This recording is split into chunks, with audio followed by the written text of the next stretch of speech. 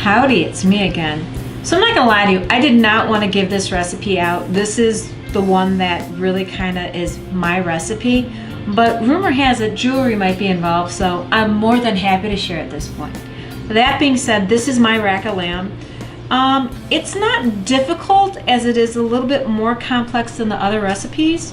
So we're just gonna start off by all the ingredients. I got a rack of lamb. I like to use Australian rack of lamb. It's a baby rack of lamb. I preferably like Australian more. It's a better type of meat in my opinion, and I like their accents, I'm not gonna lie. The next ingredient we have is a Greek yogurt.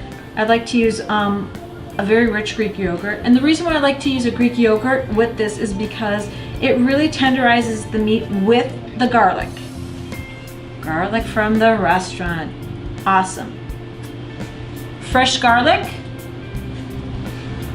rosemary, and then some olive oil. And the way that I do this is, like I said, the only difference between this, it is a very easy recipe. It's just a little bit more time consuming. So what you want to do is basically drizzle some oil on this, kind of rub it through. You get a little bit more oil on that. And now you want to cut it down. And the reason I cut it down is so that I can put my rosemary, garlic, fresh garlic, between the rib cages.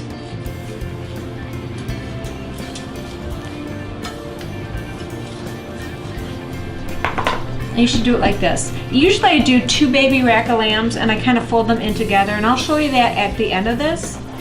So the next part you're going to want to do is basically crush your garlic. Just like that. It's perfect. Just take your knife. Hopefully your hands won't be as oily as mine. Not a big deal if they are.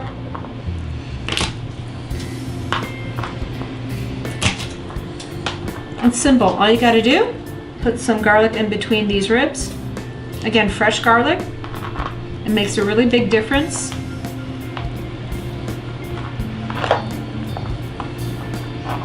There you go. Then grab some rosemary. Same thing. Kind of use it liberally.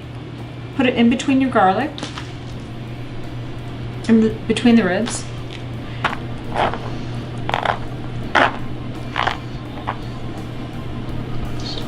So mix in your yogurt, your Greek yogurt, with your garlic that you can get at the restaurant.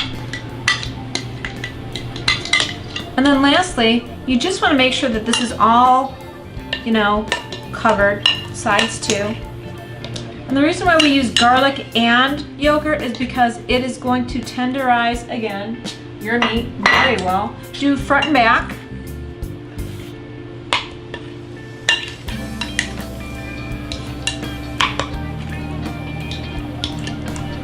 So at this point, once we're done with this, we want to put this in a Ziploc bag, marinate for at least 24 hours.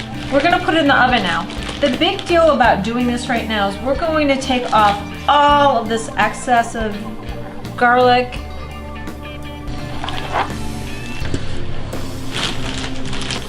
We want to keep intact our rosemary and our garlic between the ribs. And then if you look at this and you put this like that, you're going to basically crisscross.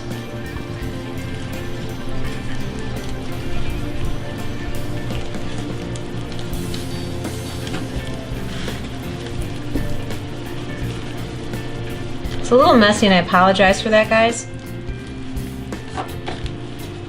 We're going to put this in the oven, bake it at 350 for a half an hour. And then the last 5 minutes of it, we're going to broil it so it's got a nice crispy edge to it. And then we'll see you at that point, okay? So after cooking this for a half an hour at 350, you want to uncover this. This is what it's going to look like. We are going to put this in the oven. You want to set your oven on high, broil 500 degrees for 5 minutes.